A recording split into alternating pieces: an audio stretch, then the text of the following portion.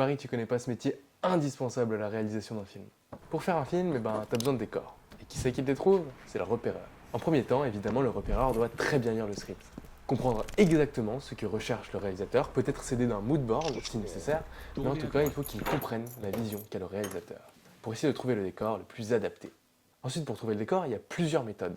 Si c'est un décor dans la rue, tu peux t'aider de l'internet ou même de tes propres connaissances. C'est là où ça peut être très intéressant de très bien connaître ta ville et les alentours. Ou si tu cherches un décor en intérieur, tu peux faire ce qu'on appelle du boitage. Tu viens poser des annonces dans la boîte aux lettres des gens qui pourraient potentiellement avoir des décors adéquats. En tout cas, au moment de choisir les décors que tu vas présenter à ton réal, il y a toujours 5 choses auxquelles tu dois penser.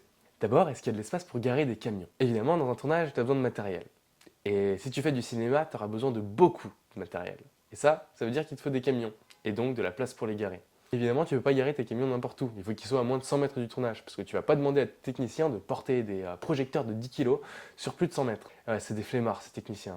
En plus, tu devras penser à l'espace cantine, parce que oui, il faut bien qu'ils mangent, tes techniciens. Ils n'ont pas fini de nous faire chier. Ensuite, pendant ton repérage, il faudra que tu fasses attention à l'ambiance sonore de ton lieu. Est-ce qu'il y a des voitures qui passent? Est-ce qu'il y a une gare juste à côté? Est-ce qu'il y a beaucoup de passages? D'ailleurs, ça m'amène à mon prochain point. Si ton décor demande de fermer une rue pour le tournage, eh bien, il faut prendre en compte combien de commerces tu vas devoir fermer pendant les journées de tournage. Parce que ça va coûter plus ou moins cher à la production. Avant de passer à la suite, je t'invite à interagir avec cette vidéo si tu veux plus de contenu comme ça. Ensuite, il faut penser à un espace HMC pour que tes acteurs puissent s'habiller, se coiffer et se maquiller. Pour ceux qui ne savent pas, HMC ça veut dire habillage, maquillage, coiffure.